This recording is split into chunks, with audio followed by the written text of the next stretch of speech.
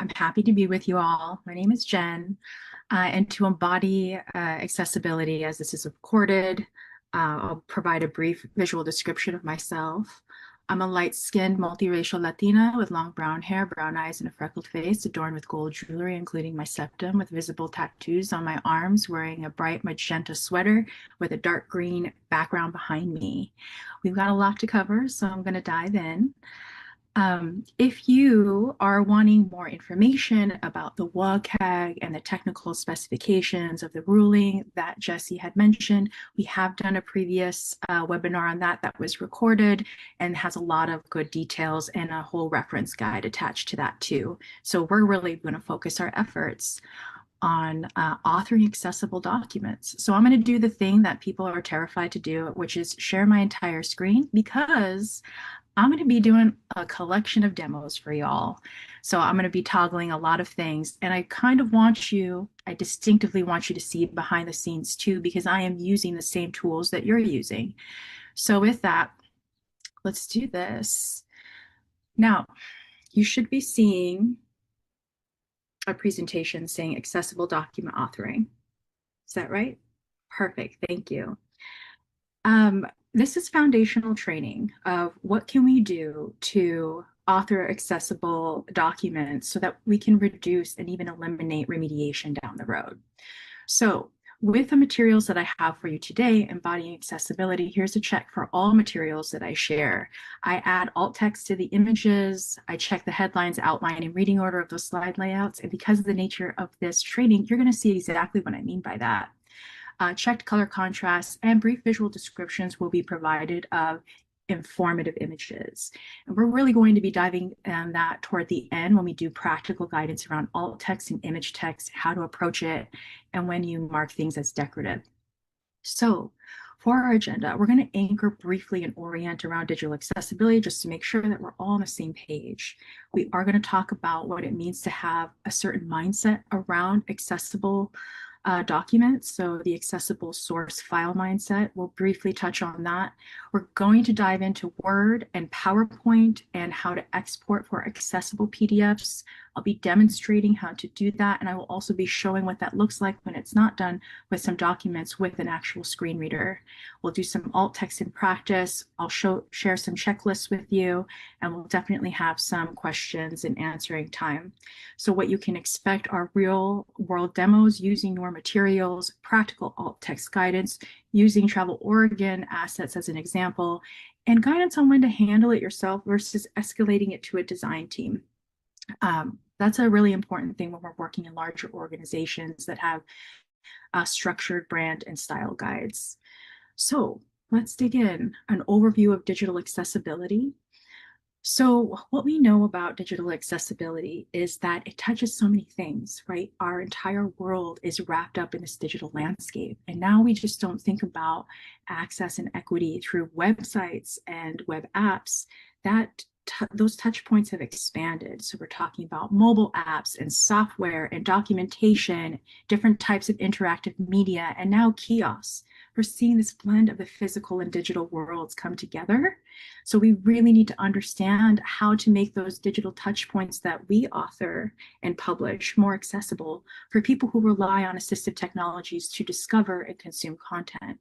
So what that means from a digital accessibility landscape is that we're authoring, designing, and shipping digital content, tools, and tech so that people of a range of abilities can perceive, understand, and navigate to interact with them equally and independently. So what I commonly hear with this is this resistance of, well, why are we doing this for such a small minority of the population? And the reality is that it's not a small minority. In the US alone, 1 in 4 people have a disability that they're navigating with. Not all of them are apparent. So that makes up about 20% of our population at a given time. Mind you, this data is based on self-reported data regarding disability. Many people resist reporting on that due to stigma and discrimination. I myself have a non-apparent disability, and I am still getting used to when it feels safe to disclose and when I should keep it close to the chest. So the reason why I bring that up is that not only is it a sizable minority, but what we do know around the population that navigates with assistive technology or needs for those kinds of tech is much bigger than we actually know or can recognize. So with that, when we think about it from the lens of destination stewardship, if the documents we produce aren't accessible, we're already closing the door before anyone arrives. So if our documents are inaccessible, we're making our destinations kind of inaccessible too. The other aspect of this too is that a lot of the work that we're doing is funded by tax dollars, and people with disabilities pay into those as well. And so sometimes we think or contextualize accessibility as a courtesy, but it's actually a commitment. And what we're talking about today are ways that we can change our workflows so that we can honor that commitment one document at a time. So what Jesse, Mo, and Mark and I did to make sure that this was a fruitful training is to pull together a representative sample of Travel Oregon documents and review them to see what are the most critical issues that come up. Where are we really needing help and support? So this is a snapshot of some of those results to help inform this training. So what is important to know and share here is that of all of the documents that I reviewed that represents the collection and tapestry of documentation from Travel Oregon, 100% of them ended up as PDFs. That's important to know. Also, all of them included images and tables. So it's important for us to understand how to make images and tables accessible for assistive tech. Another thing that to note that I think is important is about 30% of those documents included maps. Now, I will be doing a demonstration of how to provide alt text and image description for maps, but those maps, especially ones with legends, tend to be more technical. As this is a more of a non-technical training, we're leaving the more advanced map accessibility for the focused technical training on design with design teams and anyone touching that. And then lastly, one really important thing to note here is that about 80% of the documents started off as templates. Now, this is important because that helps us understand when there's an accessibility consideration that as content authors that we can fix versus something that we may want to flag or escalate to the design team or content team to be like, hey, we would like to make this accessible, but it may not be represented in our guidelines. We want to just flag this for review to make sure that we're not only making it accessible, but we're also staying within our brand standards and guidelines. And this is a common practice that comes up, especially as we're just figuring out how to design and publish with accessibility in mind. So I wanted to keep our training goals today very clear. We want to build a new checklist into your workflow. You already have a lot of things to do. So we want to integrate things in your authoring process to make it as seamless as we can. And we're really developing new export habits. So once we author accessible documents, what is the checklist of things we need to do for a smooth conversion over to PDF, since that's a lot of what the documents that are public facing, that's the format that we're operating with. So with that, we're going to quickly talk about what it means to have an accessible source file mindset. Typically, when we think about digital accessibility, or when we talk about it, it's accessibility is something that's bolted on at the end. You know, it's not something that's thought about early on. But there's so much opportunity to actually shift that earlier into the process, so it's not all of your energy is spent remediating. So with the Travel Oregon documents, many of them began as Word or PowerPoint files before being converted into PDF. Now, there are things that we can do in that authoring processes to make that conversion smoother, and I'm going to walk us through what those look like, because building accessibility in from the start eliminates the need for remediation altogether. So you're not fixing documents, you're publishing them to be accessible. I think another thing that's important to recognize here is that for many of us, we have access to vision, so we create things with an assumption that that's the case. So it's important to understand what the experience is like when we don't have that ability. Untagged PDFs, and I'm going to talk more about tagging, but you should know that untagged PDFs often turn out being very frustrating, annoying, and difficult experience for people who cannot see them and rely on screen readers to discover and consume their content. So that's just something we want to consider when we're authoring documentation and extending our hospitality to people to come to our state. So accessible authoring from the start means no remediation, no rework, just documents that work for everyone, echoing the sentiment that Jesse started us off with today. So what I find helpful is I can't help it, I also have a background in hospitality, and it's thinking about supporting all the ways people consume digital information. We really nailed it with the visuals. Oregon's got a lot of beautiful visuals. We engage in all these amazing and creative ways, but we've over-relied on that sense. Now we have to think about how people consume information that's not visual. So we're expanding the way that we share our work. So what this training is trying to strike here is that we're thinking about not only the visualization of our documents and our information, but how that information is read out to someone who may not have access to vision, which actually surfaces some really interesting opportunities to engage with people on a different dimension entirely.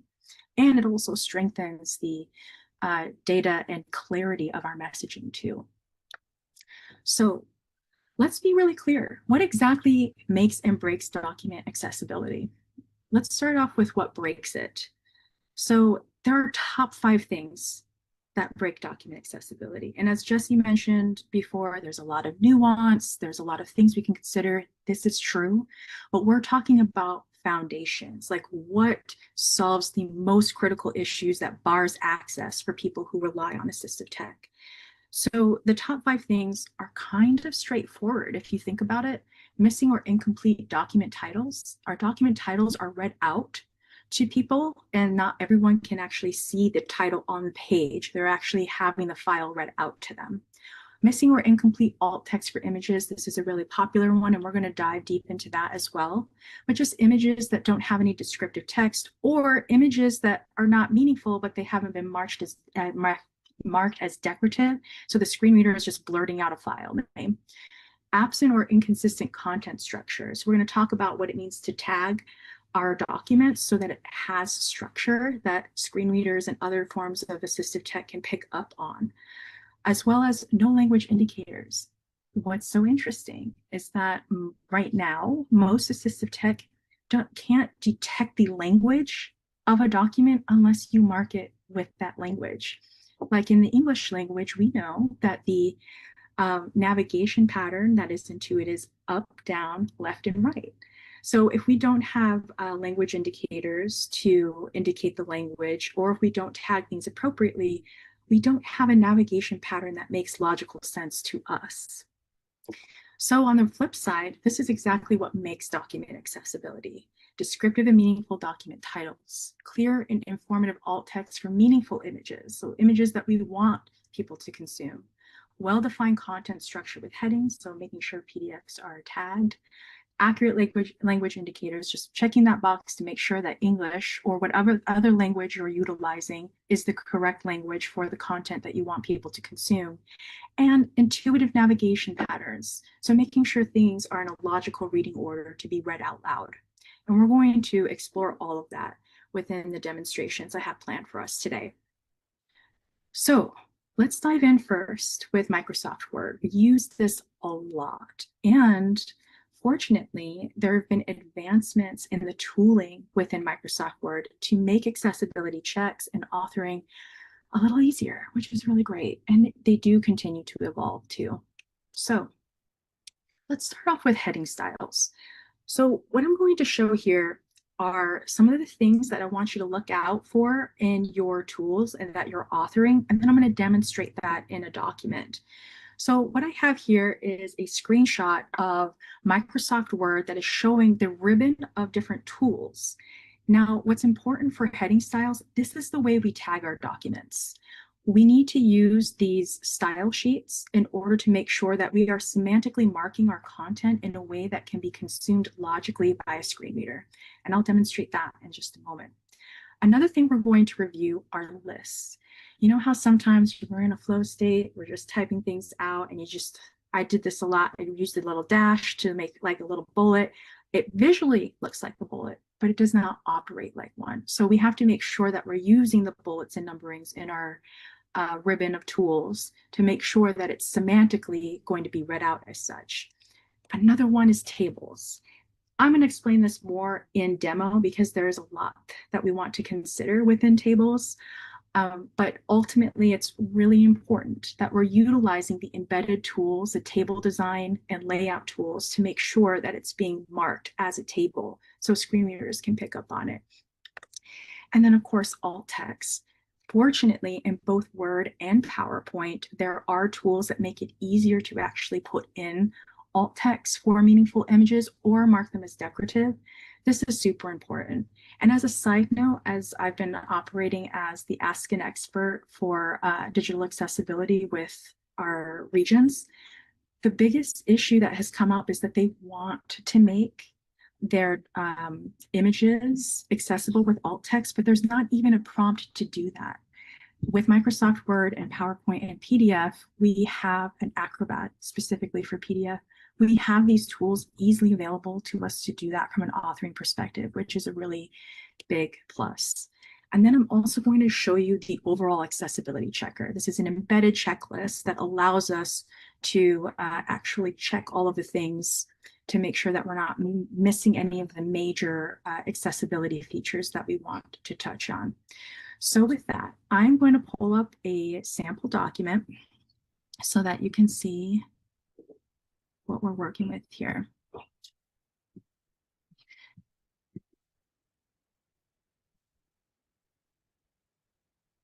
Okay. All right, so what I have here is a sample document. This is a little report I put together on accessibility and destination stewardship. Why not, right? So one of the first things that I want to look at here are headings. So the best way that we can do that is actually right here. So you can access your headings, make this bigger, from this styles panel. You can access it here and you can see in a table format all of your different heading structures. You can also see it in the styles pane. So one thing I'd like to mark here is when we're doing authoring, it's almost like we're setting up our own like content mise en place, making sure that the tools that you need to use are available to you. So here are some recommendations I would make to set that up.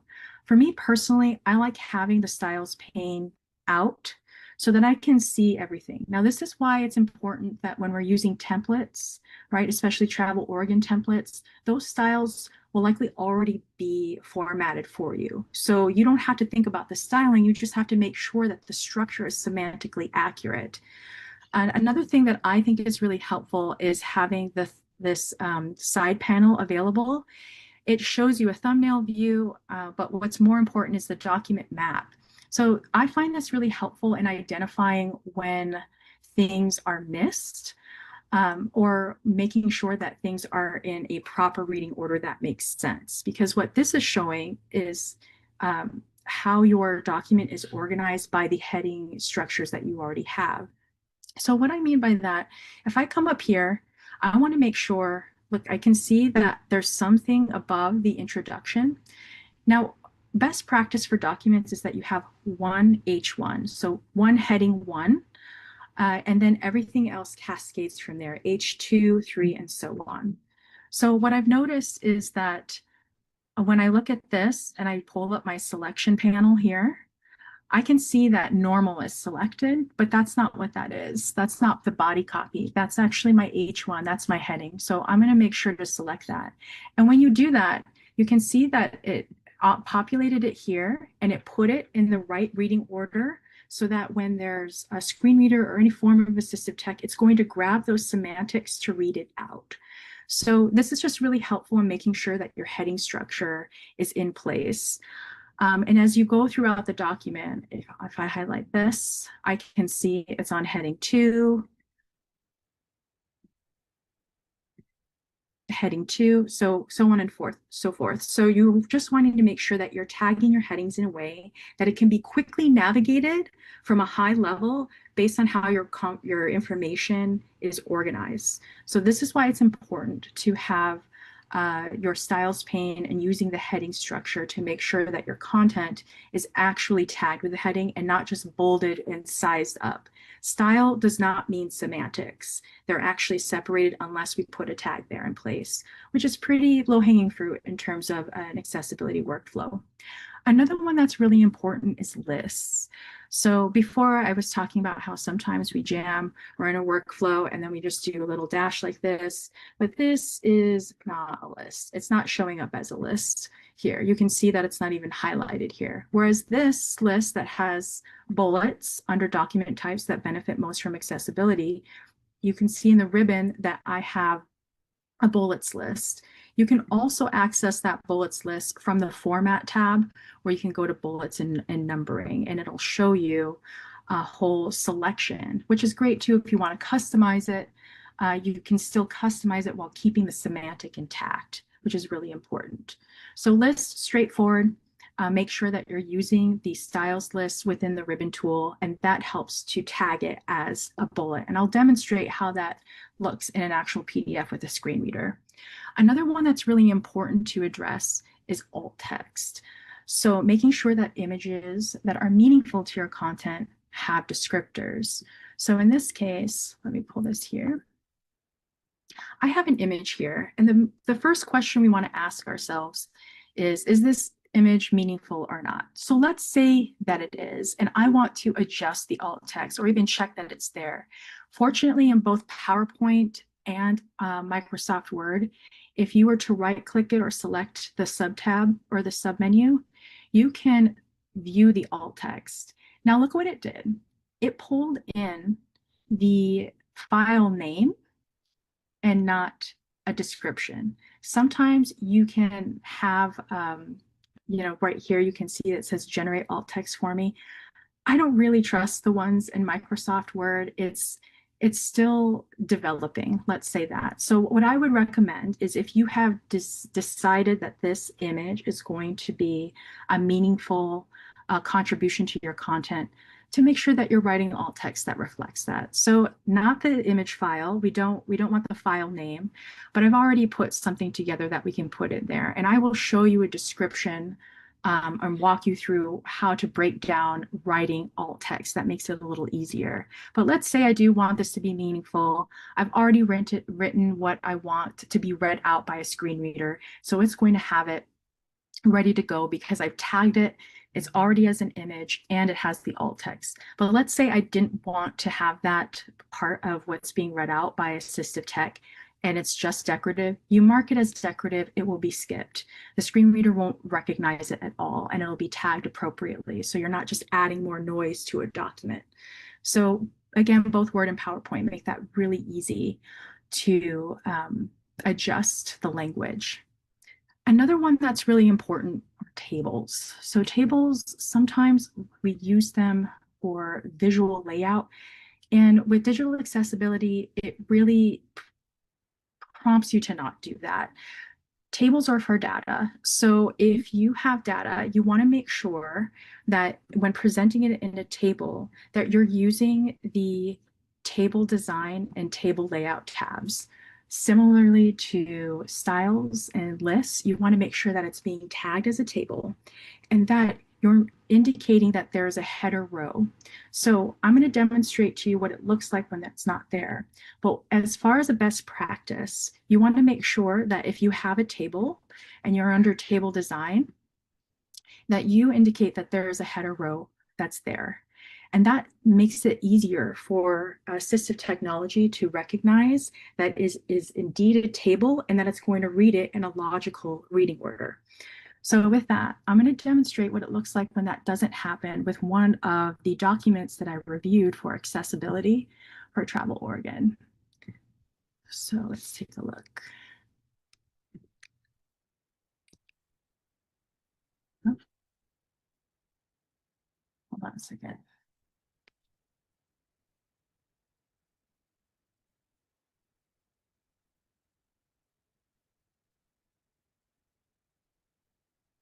see.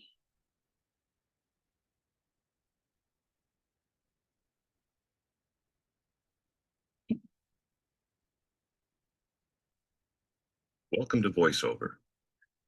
VoiceOver and preview. D1 Strategic Biennial Plan 2025-27 underscore final underscore the 6th of December 2025. 1 PDF. Page 60. Insert page. Menu button. Document group. You are in document group. 21 items. Page 60. Menu. 14 items. Menu. 10 items. Closing menu. Menu. 14 items. Closing menu. VoiceOver off. When working on PPTX online, it gets extra wonky. Interesting. I don't know what that is, but let's try that again. Welcome to VoiceOver. VoiceOver. VoiceOver and preview. D1 Strategic Biennial Plan 2025-27 on insert page. Menu. Document group. In document group. 21 items. Page 16. In page 16, measuring keeper as keeper bullet measure and monitor resident sentiment for bullet measure and monitor resident support for tourism development. You are currently on a text element inside of a page. Okay, so we're about to go into what is a table, but this table has not been marked. There has not been any heading row that has been indicated or from mode share. You must Zoom share to the Windows system dialog. Mute VoiceOver off. Now can do that by the brand style guide. Sorry, it looks like Zoom has some other feature that's trying to automatically read something. I don't know what that is, but I'm going to try to get that back. Welcome to VoiceOver. From Wade McCarthy to insert page, menu button, insert page, menu button. You are currently on a menu button. To choose this menu item, press Control, Option, Space. Insert page, menu button, document group. You are currently on a group. To interact with items in this group, insert page, menu button. Insert page, document group. In document group, 21 items, page 16. In page 16, measuring keep as KPI keeper bullet measure and monitor bullet measure change 2003-23 plus 38% plus 168% plus 115%. You are currently on a tech plus 169%. See how it's not in a logical reading order? Employee earnings. Vista spending taxes state/local. You are currently on a tech 2003. You are currently on a text element. VoiceOver off. So what we can see in this example, and I'm sorry, I'm not familiar with whatever tools embedded in Zoom that's trying to talk over my assistive tech, but this is an example of how there's so many things that are talking at us. But with this particular table, it was not tagged as a table. There was no heading row. And so it started off at change, one column, and then was reading out all of the individual numbers. So from a user perspective, how am I supposed to know that this is a table, and how do I get any meaningful data out of what's being read out to me? So that's just an example of why it's important for us to utilize those tagging features so that it is read out appropriately for assistive tech. So now we're going to dive back in to talk about the accessibility checker. So I'll take this.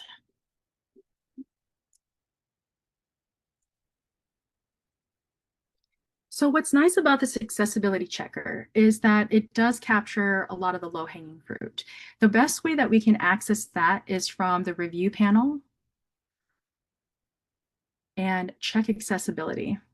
And what that does is it brings up an accessibility assistant that pretty much operates as a checklist that is internal to the document, and that can help you with identifying key issues.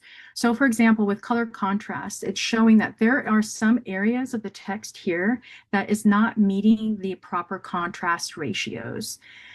Now, you can change that here. There are also external tools that you can use from WebAIM that are really helpful in showing what the document contrast ratio is. So you don't have to do that math, which is very helpful. But in this context, we can use this just to see if like, oh, I need to revisit the contrast of this color usage, or maybe it's not using the brand styles the way that it's supposed to be, and I have to fix something.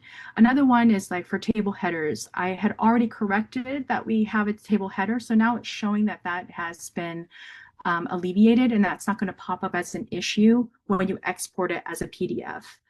Another one that's really helpful is merged or split cells. So we really don't want to be, I know with sometimes when we're trying to make things aesthetically look more clean, we do things like merge a cell. So for example, if I did this, this actually breaks the accessibility of the table because screen readers and other forms of assistive tech have a hard time reading the content in a way that makes logical sense. So it's best practice not to split or merge cells for tables. If that does happen, it does show up in the accessibility assistant to help you correct that. So these are just a few things that make a big difference when it comes to screen readers and other forms of assistive tech that are relying on how you tagged your document to make it accessible as a PDF. So let us take a moment. I'm going to check in to see if there are any questions specifically about Word document. Yeah, we do have some. One would be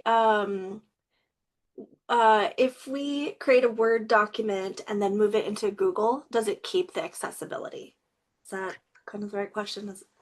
Yeah, that's a good question. So when you say you're moving it into Google, um, Like uploading it to share it like with a partner via Drive, I think is kind of one of the use cases that we'd be using that for. yeah, so if you are, there's the conversion of Google to Microsoft Word, or start right there. So if you're using a Google document, it does have some accessibility features like tagging and all of that. So if you are using the heading styles, the bullet styles, and table styles in Google or in Word, those tags will actually port over. Now, if it's a PDF, if you did not author it with tags and then convert it into PDF and didn't check the PDF, then that is where it would break down the accessibility.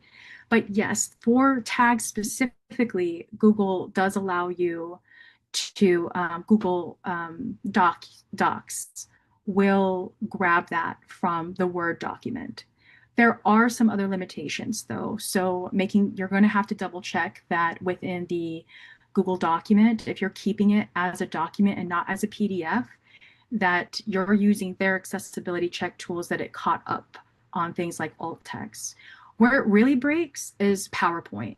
PowerPoint and Google Slides, they're very different. Google Slides is very limited in terms of accessibility. Like you can't change the reading order, so it makes it really hard to make it accessible.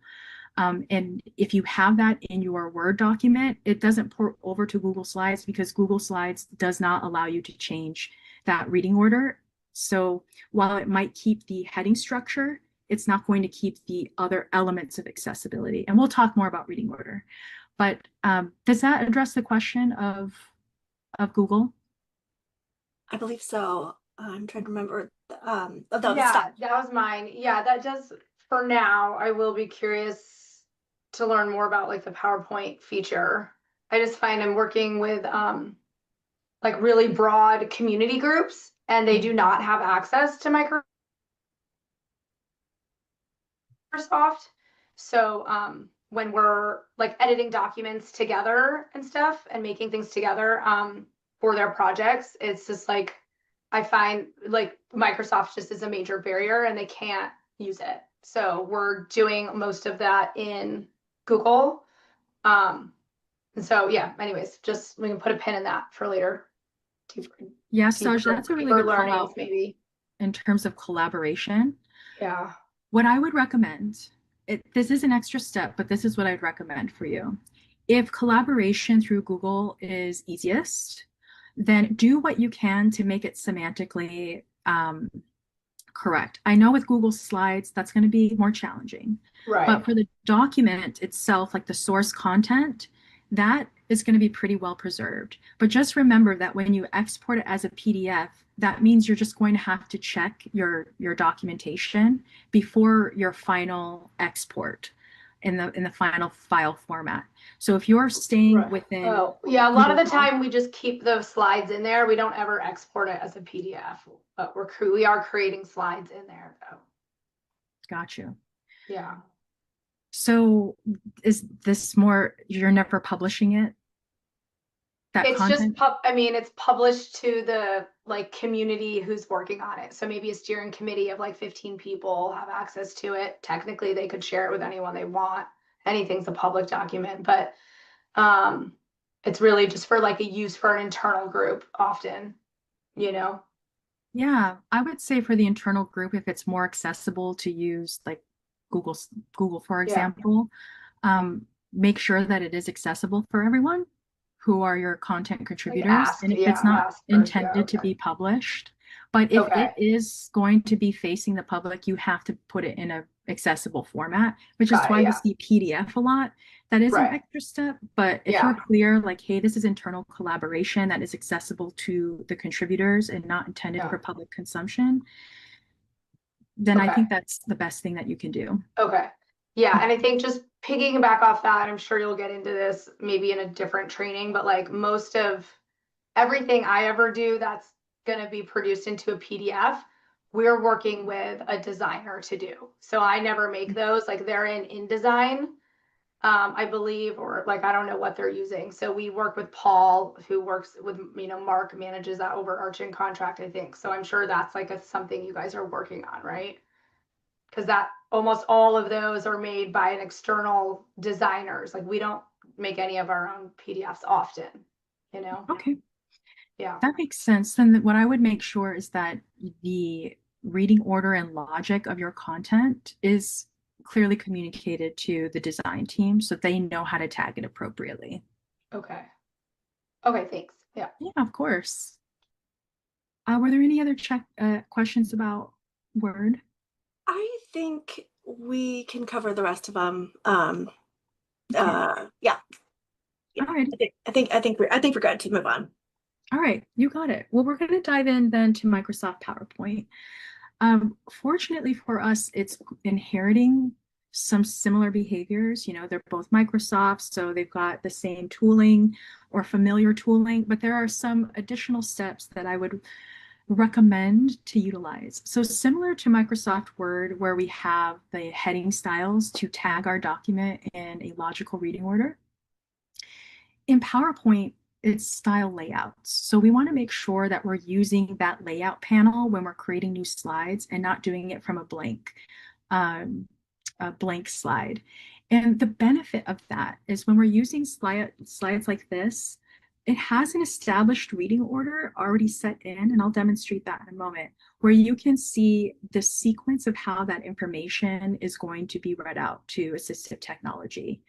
And I'll show you some interesting behavior with that too. That's important to note.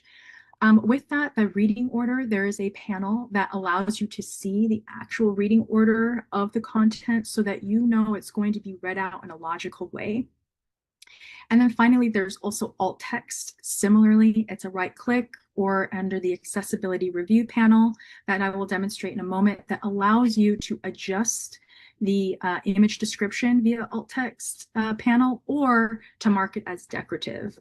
So with that, I'm going to pull up an example of what that can look like in a PowerPoint presentation. And I'll also show what it looks like when that doesn't happen. So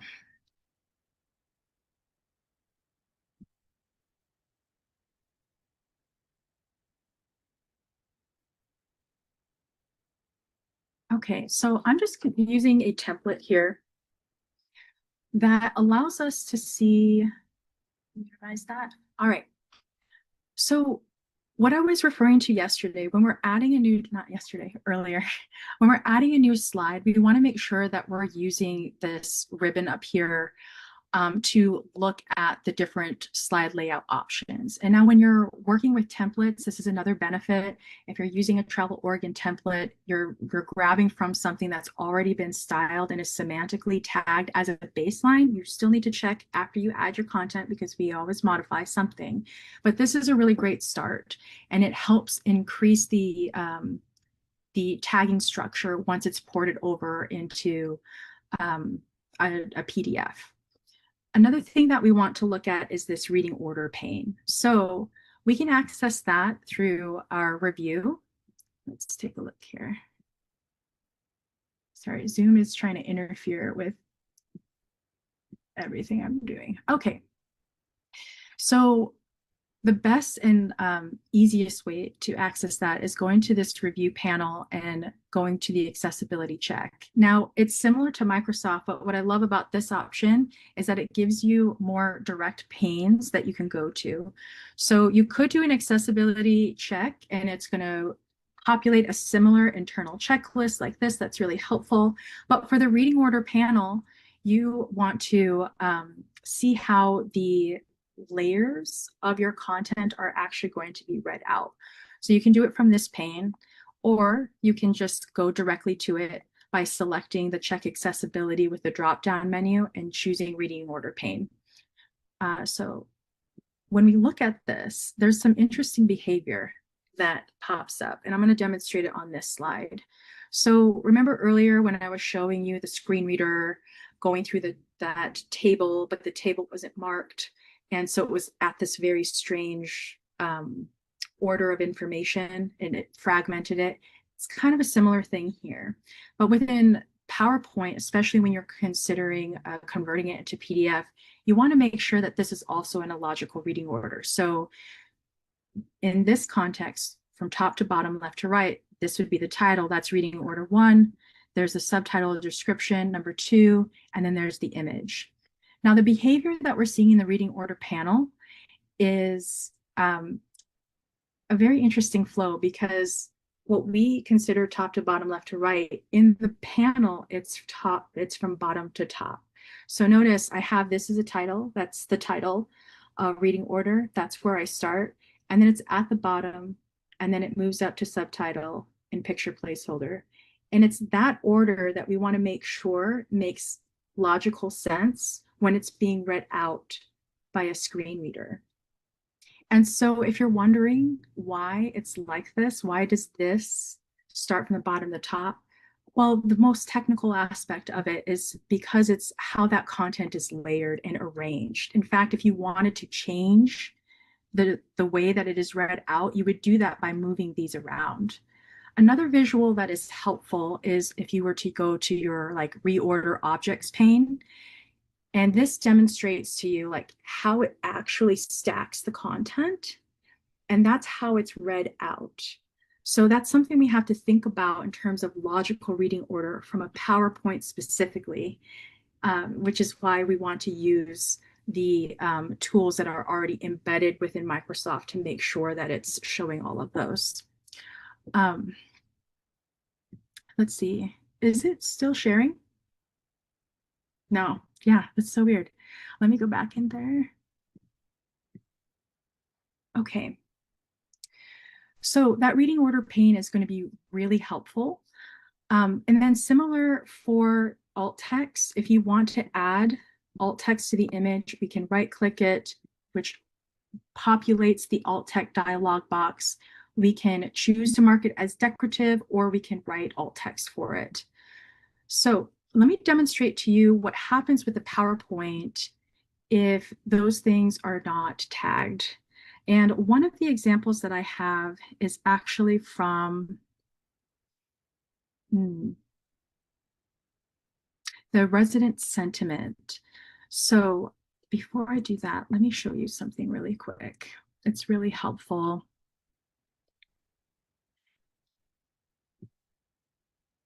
So one question that usually comes up is like, what really happens when a PowerPoint becomes a PDF? So let me explain a couple of things before I demonstrate it with the screen reader.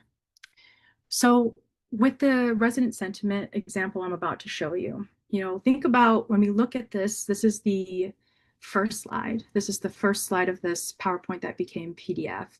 We have an idea of how this might be read out.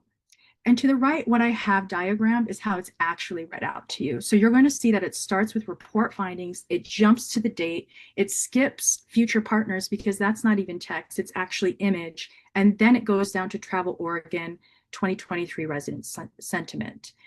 I'm also going to show you an example for something a little bit more technical, like data visualization. So in that same document, we have top line findings. Now, what I would think is from left to right, top to bottom, it would be top line findings, index of residents, perception of tourism impacts, maybe a description of that data visual. I would hope that would be there. And then the paragraphs, the body copy.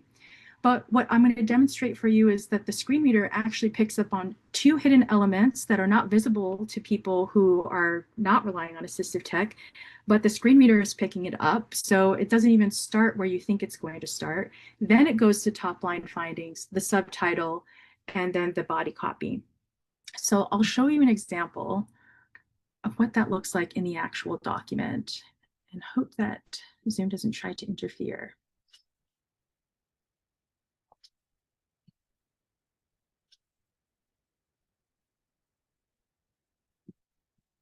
Okay.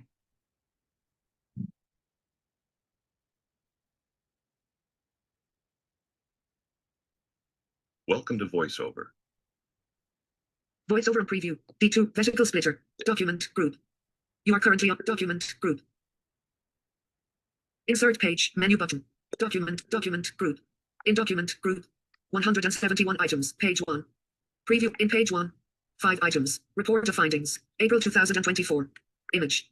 You are currently on an image inside of a page. To begin interacting with the travel Oregon. You 2023 resident sentiment. You are currently on a text element. In VoiceOver off. So see how it skipped over future partners. It may have just been an image in there. It just wasn't tagged as text. And so it just skipped it altogether. So that's something we want to think about in our reading order structure of our PowerPoint of like, what is the sequence of information that we want to be read out in a logical reading order? So we're going to jump to an example of a data visual and what that experience is like when it's not tagged or the reading order hasn't been adjusted in a way that represents the sequence as someone who has access to site would consume that information. Welcome to VoiceOver. VoiceOver and preview. Vertical splitter. Document group. You are currently on a group. In document group. 171 items. Page 7. In page 7. 7 items. 2D420159 6452 45D2AA. So hidden element there, and it's reading out 59 combo box. 2 Oregon regions. Image. the file name. 6B67 9157 56 D1C 151 E89 F4952 8296 85 BAB 18 F075 place of birth top line findings 50,390 32-438 A43 3B 662 D8 CC 943 BCE 4F residence PESEP index of residence perceptions of tourism impacts image. So it might have You are been currently on an image just an inside of a image page. that was To begin thrown in interacting there, with the contents of this image, but not press Control tagged. Option Shift down arrow. In text. The impact measure 50,390 32-438 voiceover off. So this is an example of not only of reading order that wasn't addressed in the source file, but also just how we're putting images into our documents. So if they don't have alt text, if they're not tagged as decorative, or we're not describing a data trend, all of that is missed. That's all information that is kind of discoverable in a weird logical way or not in a logical way and isn't reading out information that's helpful. It's actually creating more noise for people who are relying on this technology to consume information from this documentation. So before we move on to exporting, are there any questions about PowerPoint authoring tools? Or if there's anything that you want me to show you in particular? There's no PowerPoint questions in the chat that I'm seeing. Oh, but Stash has a question, looks like. Oh my God, I'm sorry. I'm the only one with questions as usual. Okay. This is me. So a lot of our PowerPoints, like you just shared, are made by, again, outside firms. Like we work with a lot of, consultants that are gonna draft it in their brand. So that was not in our brand, that was in their brand. And they'll make it in their PowerPoint. And then we often review it and work on it with them. And then, it will get exported as a PDF. Like I'm just thinking, it's just like a lot, when we're reviewing these things, we're project managing it for many, many pieces. And then this is an additional project management, like pretty big piece that we need to be adding in to review. And So I'm just like, I don't know, I guess there's a question. I'm just putting that out there to us all as staff, and then maybe also thinking like, is this something maybe at some point we could have as like contract language that gets put in all of our contracts that like consultants and firms are required to adhere to this Yeah, law? I've reached out Okay, great. to, Thank you. oh, sorry. Sorry. I've reached out to Carla and asked about, like, provided some boilerplate language Okay. about making sure that the deliverables that we get from partners are accessible. So Okay, yeah. But I think it's like and then in reality of knowing if they know how to do that. Yeah, that's the other layer. It's a great question, Staj, because what you're asking is how is Travel Oregon going to operationalize accessibility with all of its partners and vendors that it's working with? And to Jesse's point, and to expand on that, one of them is procurement language, contract language. Yeah.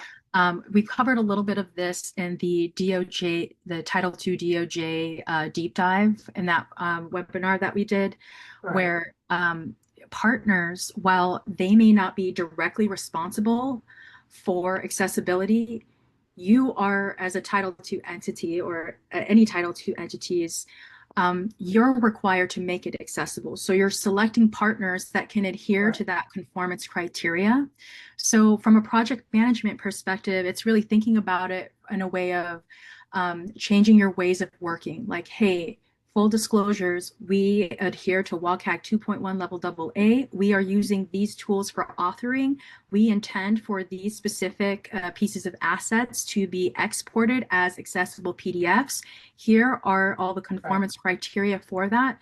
So in order to support that, what does our working relationship get to look like? And if we rely on you, for example, a lot of the documents that I reviewed for this training to make sure that everything is actually anchored into your reality, a lot of those PDFs ended up in the third-party usage of Issue, and their flipbook is completely inaccessible. And so what they have there is language saying, hey, we're working on it, but that is part of operationalizing accessibility with Travel Oregon of like, great, we're working with Issue, we publish these PDFs, we want it to be accessible. Currently, your platform is inaccessible to most assistive technology. So until you get there, this is the alternative that we're going to provide. So I know that's a bigger, conversation on behalf of Travel Oregon, but where Jesse has already started is a very strong point. And for project managers, it is another layer of consideration of how you work and you produce and publish documents for the public. Okay. Yeah, that's super helpful. Thank you. Yeah, of course. Yeah, there's a lot of nuance in there. Yeah. Were there any other questions before we jump into exporting for PDF? Let's see. Yeah, Scott, do you want to share yours? Yeah, there you go. Yeah, I threw one in the chat.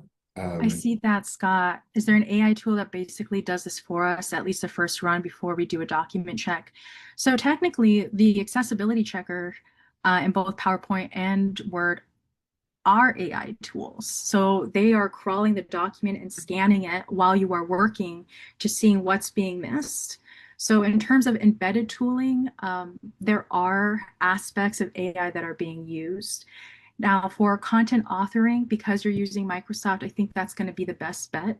There are going to be other elements of using AI outside of those tools, and we'll talk about that with alt text specifically.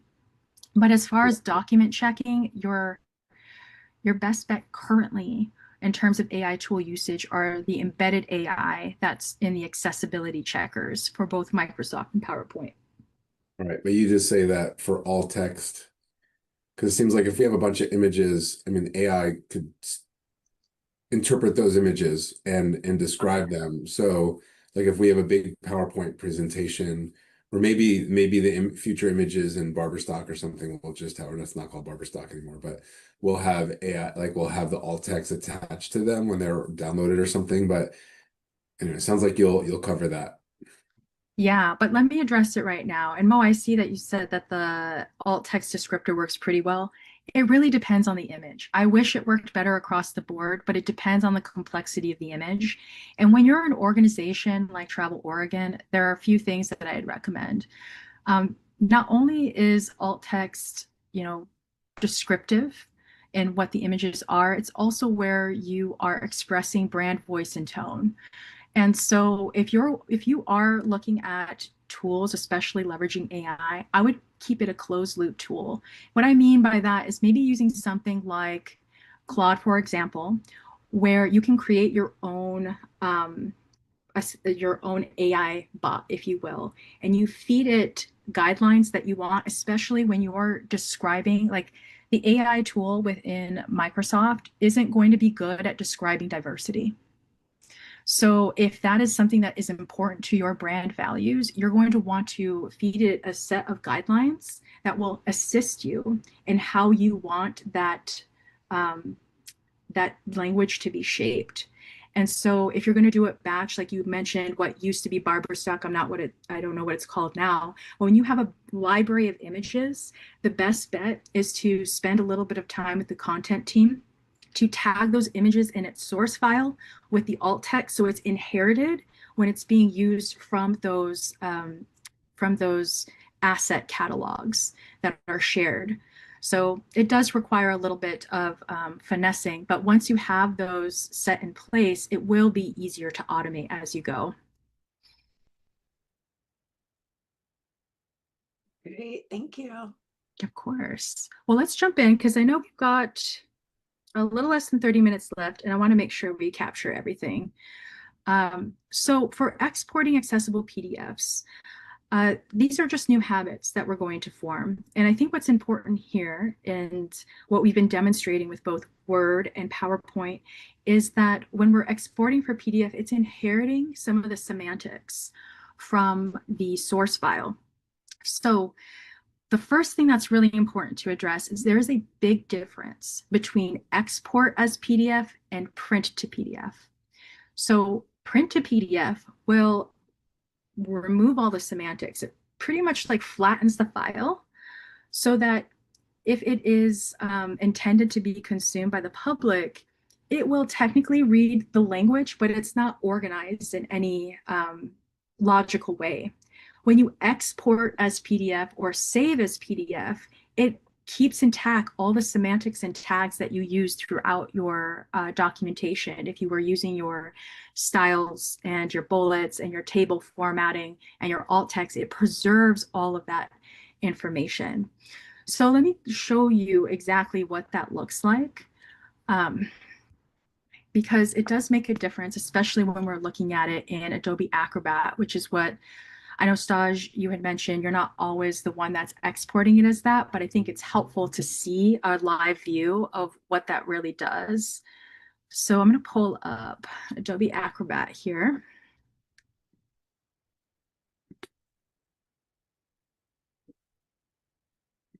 Okay.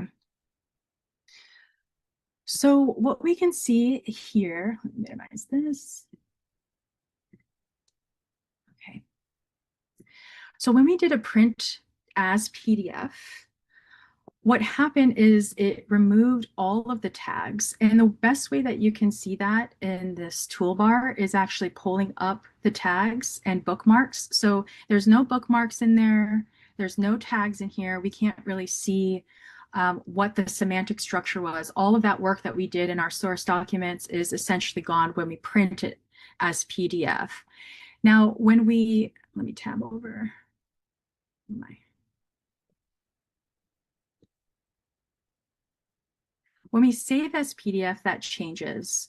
So we can go over here and look at our tags, and you can see that everything has been tagged, or it kept all of the semantics. So a screen reader will be reading through this and can actually jump through all the different headings.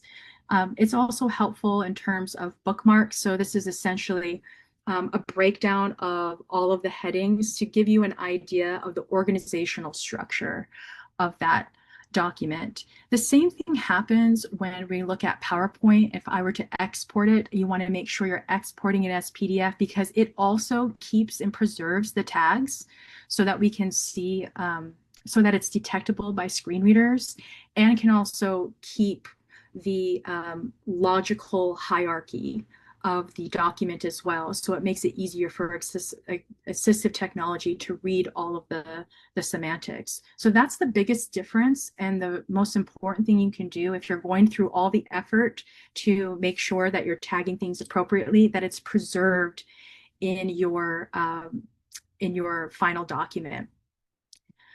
So when we look at exporting it, so let's say we exported it as we were supposed to, it's as a PDF, we kept all of our tags.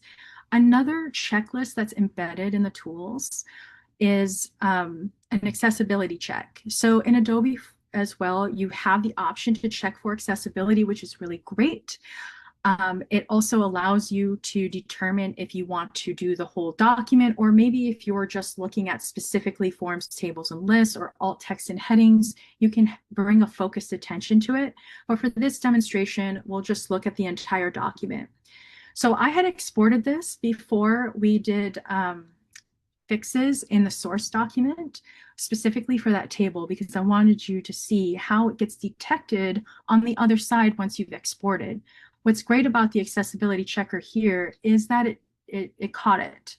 So this internalized checklist was able to determine like, hey, you actually didn't have your table marked with a header, so it may not be accessible.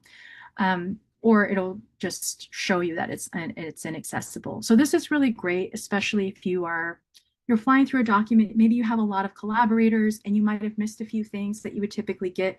This will catch it for you, which is really helpful to utilize and to make sure that what you're exporting and putting out to be published, to be consumed by the public, is in fact going to be read in a logical order.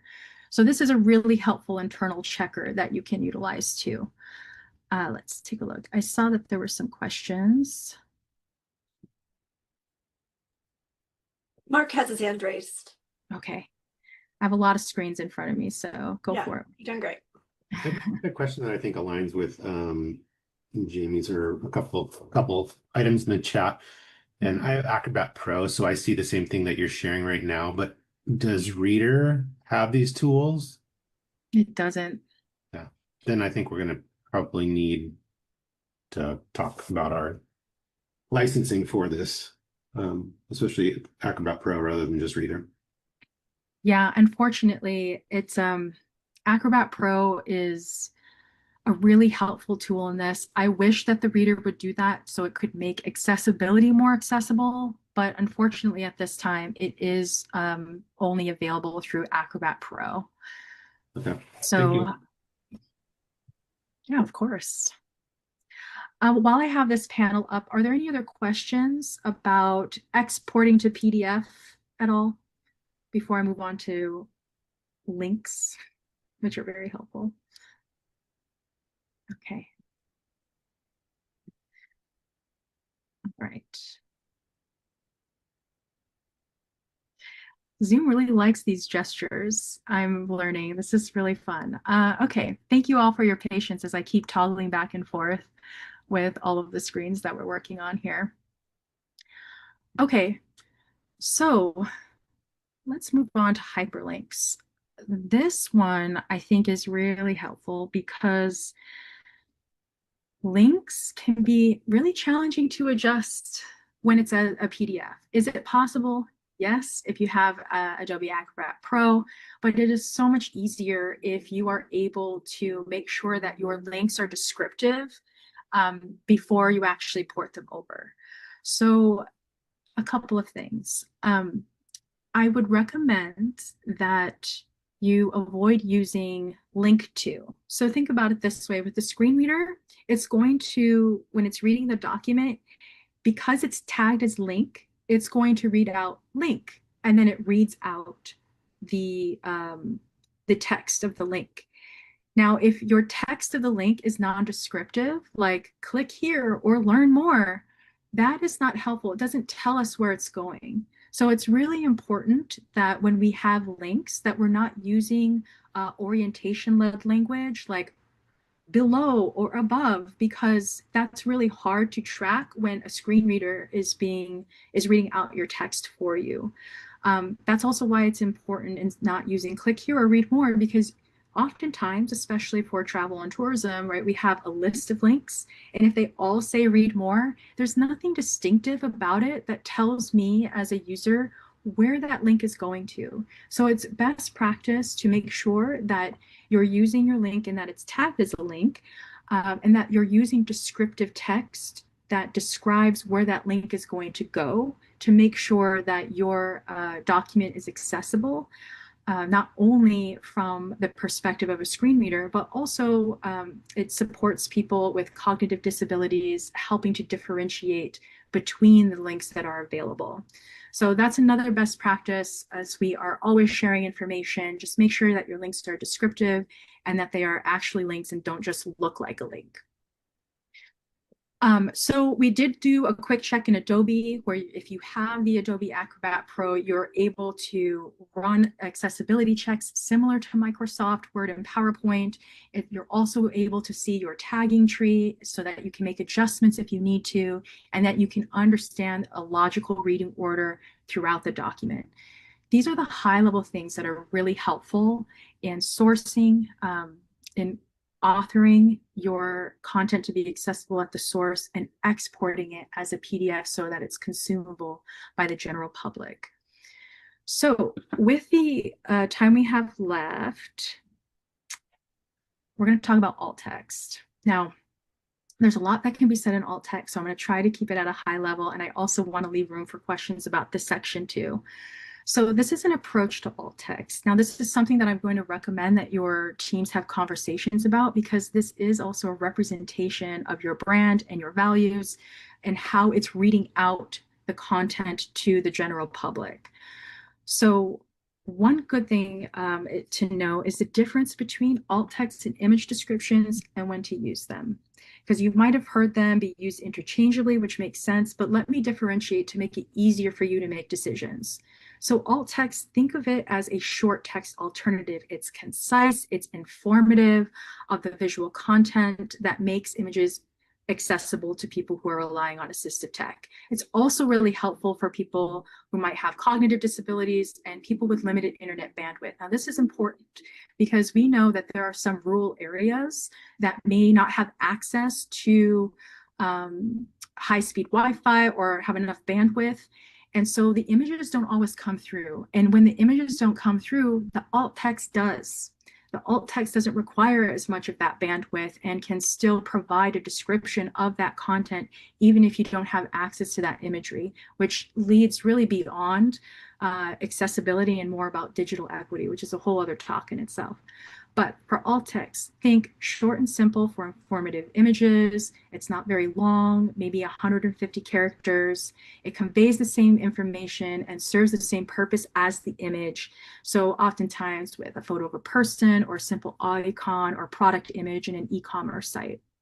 I also, because I'm sharing these materials with you, have put in resources that can help you shape how you want to write that alt text. And I'll do some examples too. Image descriptions are a little bit lengthier. So it's a written caption that describes the essential information in an image and can be applied to visual content, photographics, and more interactive media as well. Think of it as using it for complex images that can't be fully described briefly, like data visualizations. It'd be really hard to write brief alt text for that diagram that I showed you earlier. And in terms of its length, it's as long as needed to reasonably convey information. Of course, we don't want long paragraphs, but if you have a complex information graphic, or when we're talking about maps, which is a whole other session, that's when we're going to lean on the image description to give more of that context so it's not completely lost by assistive tech. So things like charts, graphs, infographics, diagrams, and data viz is when we're going to lean on the image description. So let's start with an example.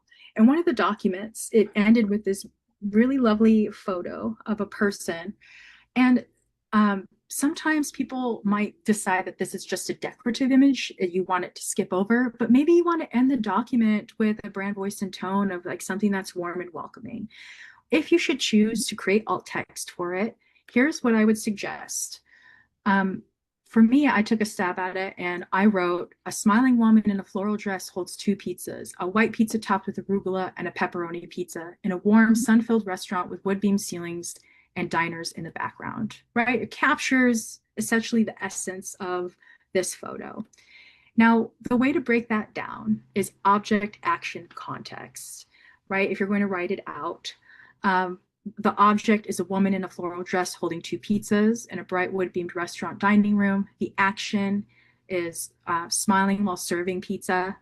And then the context is in this warm, sun-filled, busy restaurant with diners in the background. So think about it like this. If you're going to have to write out alt text for yourself in a document, object, action, context is really helpful. Of course, if you're going to use AI tools, make sure that you create guidelines of how to write that alt text so that it's representing the brand and the images of your brand in the way that is intentional and meaningful. Let's try something a little more complicated, like data viz, right? We got that bar graph from the resident sentiment survey that I showed earlier with the screen reader. How would we describe this data visual? So it's more complex. So alt text, you would describe that this is a data visual that represents the perceived quality of life statements within the Portland region. But as the image description, break it down: object, action, context. The object, a horizontally stacked bar chart titled Portland region, perceived quality of life statements, and put in end quotes on that. Action, displaying Portland's region residents' level of agreement with 5 quality of life statements rated on a scale of 1, strongly disagree, to 5, strongly agree. And then the context. Across all 5 statements, the majority of respondents agreed or strongly agreed. Satisfaction with life in Oregon and achieving important life goals scored highest, with roughly 70% of respondents rating both 4 or 5. Residents were least likely to agree that they would change nothing if they could live their life over, with only 42% rating that statement of 4 or 5. That's kind of a mouthful, right? But it's important because if we're going to have documentation that is consumed by the public, that includes data, if you have data visuals, you have to describe the trend that is being visualized. Otherwise, that information is not going to be consumed and it's not going to be well understood. So this is where working with your vendors, your partners, and your design team is going to be very helpful. Like, how do we approach complex information like this? It also means you have to have a clear idea of why you are putting these data visuals in a report. So it actually strengthens the messaging overall. That this is what I've observed in other data-rich ecosystems that are relying heavily on data visualizations for reporting. You want to make sure that the trends that you're communicating are accurate and actually describe what's being seen by people who do have access to vision. So one more example would be maps. So in this context, I didn't use a complicated map with the legend because that's a more technical and that's something we're going to do with a more design focused team. But here, you don't need to be too technical, right? We are looking at a heat map. How would we describe this visual within the Dark Skies kit of what does it mean? Is it meaningful? This is meaningful information. This is also a form of data visualization. So how might we approach that? Similarly, object, action, context. I won't break it down for you in that way, but you can see this pattern of authoring alt text. You can use a shorter description of this because it is denoting a trend within that visual. So how I would write it is a heat map of North America showing light pollution levels with colors ranging from black and blue in low pollution areas to yellow, orange, and red in high density urban centers. The Eastern United States shows the highest concentration of light pollution. So that is something that would be read out by the screen reader once I tabbed to that image and it would describe it. And then it would go on to the rest of that body copy, starting at celebrating, protecting, and visiting dark skies areas is a growing worldwide phenomenon. So in this case, that image is absolutely essential to the content because it is further supporting the content that is being typed out. And then lastly, decorative images. Now, this is a conversation to have with your teams of what is a meaningful image and what's not. So some examples that I pulled from the documentation I reviewed are things that come up pretty often. So this to the left, I have a page from one of the documents that says key performance indicators with this beautiful photo that's serving as a section header. At least that's how I would describe it. So the conversation is really, are these images supporting the rest of the document? Or is it going to just add more noise to assistive tech that's reading it out? So I would say, because this report is quite dense and has a lot of information, that you just make sure that key performance indicators is read out and that it's a new section, but you don't have to actually provide alt text for this unless you think that it's meaningful to the content. So in this case, this is when we would right click on that in our source file, or if in a design team, we would tag that as a decorative image so that the assistive technology skips it and is not just adding more noise to it. Or reading out its file name, like what we observed in earlier demonstrations. The same thing on the right is the ending document page, right? It's this beautiful image in a vineyard of someone with grapes in their hands, and it's kind of this concluding image with a green overlay on it and the Travel Oregon logo with the website. So I would say this image itself is not necessarily contributing to the content, but it is signifying that this is the end of the document. So you can mark the image as decorative, and maybe you can add something that indicates to the viewer that you have now reached the end of the document. So just some things to consider from a usability perspective with documentation, and alleviating what things you need to create alt text and image descriptions for versus what can be marked as decorative. So with that, I do have a couple of checklists available to you, because sometimes it's nice to have printed out ones. I'm giving you a few options. So within our demonstration today, I showed you that both Microsoft Word as well as PowerPoint have embedded checklists that are really helpful to utilize as you're authoring your documents. There's also these checklists that are embedded within Adobe Acrobat Pro that allow us to see what has been checked and what's been missed. But if you like things that are print out and like having it at your desk, because sometimes it's nice not to look at another screen, these are the best ones that I have found that are great at helping you build up a new intuition regarding authoring accessible documents.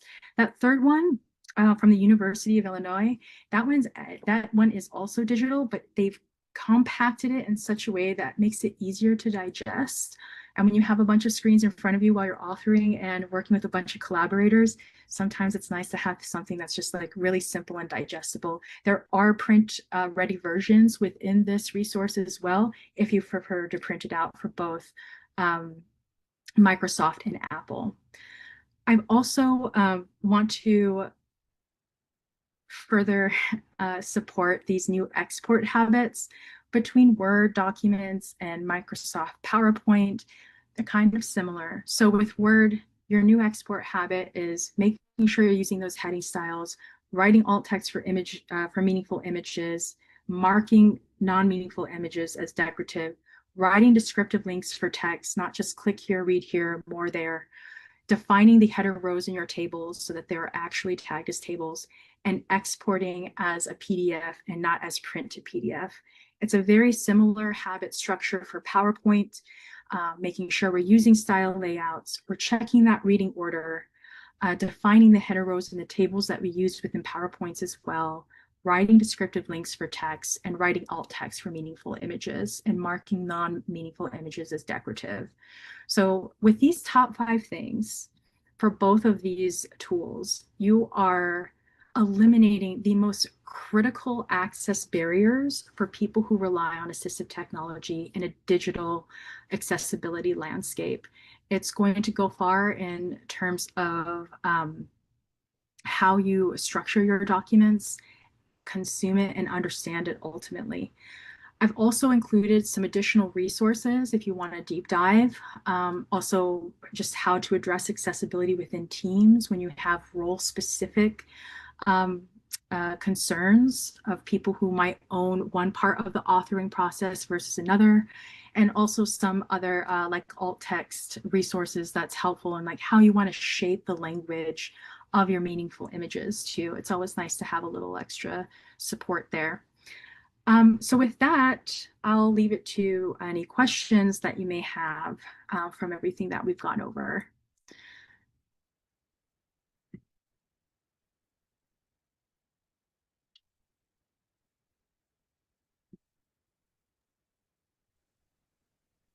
Hmm. All right, getting a lot of thank yous. Oh, yeah. Does anyone have any pressing questions, especially about technical, how to do this work? We know that this is a beginning and that there's more work to do, but oh, Mark, yeah, please. Yeah, quick question, and this may be included in the links you just said, the resources. So if it's in there, Jenny, you can just tell me to look there. But in your examples of like the hikers on that key performance indicator, would it be was it a brand decision to kind of like maybe even just say inspirational photo of hikers in Central Oregon or something like that to kind of include it as inspirational description or alt text, but not get bogged down in the whole description of a lake in the background, that sunset and stuff to reduce the clutter, but also provide inspiration, access to inspiration, I guess. Yeah, no, that's a really good question. I'm going to stop this. I think you can use that language where, because what you're describing is, let's just use alt text to say, hey, this is an inspirational image and something brief. I don't think that's a bad idea at all. What I would recommend is, I always recommend, if you can, testing it out. What is it like when it's read out? So are you using, Mark, are you using Apple? Are you using a Mac? Yeah. So VoiceOver is quite easy to use. In fact, I encourage anyone, if you're going to experiment with screen readers, use what your hardware provides, because that's usually what people who rely on AT are using, because it's more affordable, right? But it's quite easy to pull up the VoiceOver to review the flow. Like, let's say you want to review a certain section, you're like, hey, would this actually distract, or is it kind of like with the flow of the content? I feel like that's the most helpful thing in a design flow for me to answer that question. Because there's this part of me, there's that like completist energy of like, I want to make sure all my images have alt text, you know? But what is it like for the person who's actually consuming it with the screen reader? So if you feel like it's not taking away or distracting, I would keep it. Keep the brief visual. But just make sure it's not like adding more noise. Yeah, great. Thank you. Of course.